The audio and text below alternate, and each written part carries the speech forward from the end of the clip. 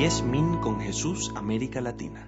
Señor mío y Dios mío, creo firmemente que estás aquí, que me ves, que me oyes. Te adoro con profunda reverencia. Te pido perdón de mis pecados y gracia para hacer con fruto este rato de oración.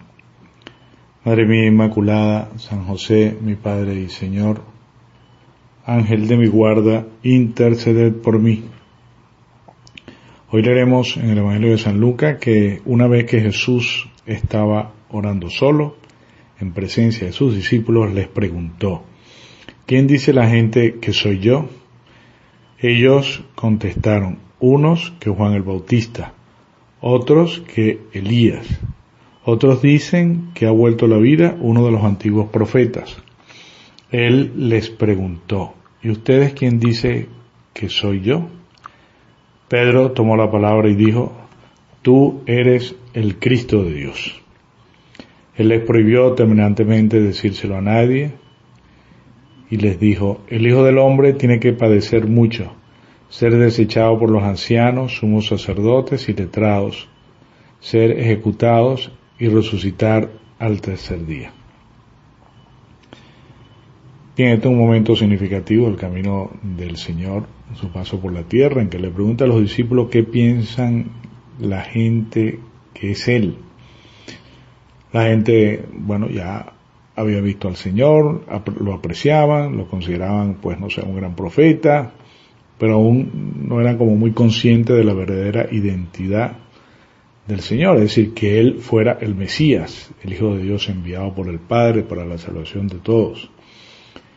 Y le pregunta a ellos en directo, ¿cómo lo consideran ellos mismos a Él? Pedro responde en nombre de los 12 con una confesión de fe que se diferencia de forma sustancial de la opinión que la gente tiene sobre Jesús. Afirma en efecto: tú eres el Cristo de Dios. Cristo, que significa ungido, y es un nombre de honor, de oficio. En el Antiguo Testamento se ungía a los sacerdotes, se ungía también a los reyes, a quienes había mandado Dios que se ungiese por la dignidad de su cargo. También hubo costumbre de ungir a los profetas, en cuanto que eran intérpretes e intermediarios de Dios. Pero al venir al mundo, Jesucristo, nuestro Salvador, recibió el estado y las obligaciones de los tres oficios: sacerdote, rey y profeta.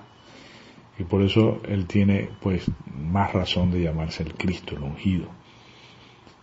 Bien, así Jesús comprueba externamente, porque ya lo sabía, que los 12, y en particular Pedro, han recibido el don de la fe. Uno puede decir: ¿de dónde nace este acto de fe? Evidentemente nace de la gracia, ¿no? Pero al inicio del pasaje evangélico constatamos que la confesión de Pedro está vinculada a un momento de oración. Jesús oraba a solas y sus discípulos estaban con Él. Decía el Papa Benedicto que los discípulos son incluidos en el ser y en hablar absolutamente único de Jesús con el Padre. Lo acompañaban en su oración. Y por eso se les concede a ellos ver al Señor en lo íntimo de su condición de hijo. Se les concede ver lo que otros efectivamente no ven. Del ser con Él, de estar con Él en oración. Y ahí deriva un conocimiento que va más allá de las opiniones de las gentes, alcanzando esa identidad profunda con Jesús, esa verdad.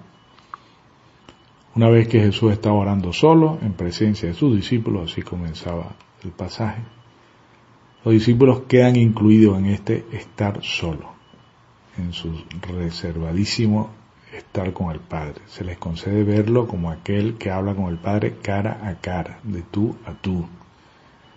Pueden verlo en lo íntimo de su ser,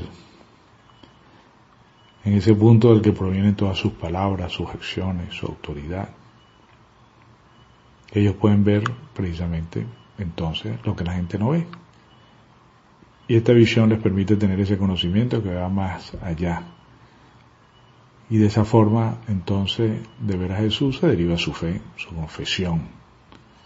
Y sobre esto te podrán después aquellos apóstoles, con Pedro a la cabeza, edificar la iglesia. Bueno, aquí se nos da una indicación bien precisa para nuestra vida, nuestra misión.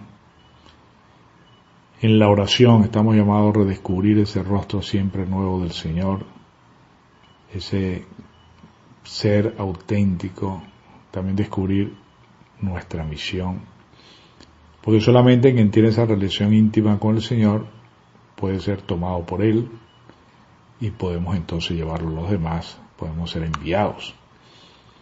Bueno, y por eso hacemos oración a diario, por eso me escuchas aquí en estos 10 minutos con Jesús, porque queremos tener más intimidad con el Señor, que no depende de lo que yo te diga aquí, sino de lo que el Espíritu Santo pues te diga de estas palabras que yo te estoy diciendo.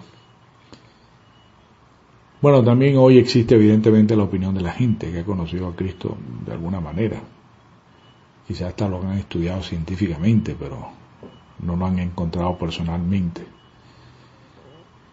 Bueno, no pueden, sin la oración, sin ese trato íntimo con el Señor, la realidad infinita de Dios no la podemos reflejar, porque nosotros tenemos pues la mente humana es limitada y es finita. Y por eso solamente con la razón humana haríamos una traducción parcial de lo divino, limitada además siempre por el contexto del tiempo y del espacio. Bueno, una pregunta que siempre nos podemos hacer a nosotros: ¿quién es ese Jesús para mí, para ti? ¿Quién es ese Jesús para cada uno de nosotros? Bien, estamos llamados a hacer de la respuesta de Pedro también nuestra respuesta, profesando con alegría que Jesús es el Hijo de Dios, la palabra eterna del Padre que se ha hecho hombre para redimir a la humanidad, derramando en ella esa abundancia de su misericordia divina. El Señor pone siempre al lado de esta afirmación, en los demás evangelios, igual que en este, el anuncio anticipado del misterio pascual de su cruz y resurrección. Dice: el Hijo del Hombre tiene que padecer mucho, ser desechado por los ancianos, sumos sacerdotes, letrados, ser ejecutado y resucitar al tercer día. Bien, pareciera que ambos tipos de confesión van unidos, ¿no? Y que cada uno queda incompleto y en el fondo incomprensible sin el otro.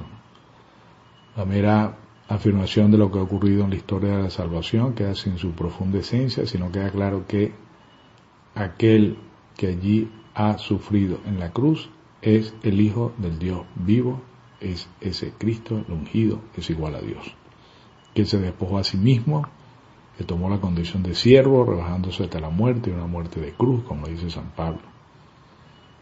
En ese sentido, hay una estrecha relación entre la confesión de Pedro y las enseñanzas del Señor sobre su cruz, que ofrece a los discípulos y nos ofrece a nosotros también pues la totalidad y lo esencial de la fe cristiana.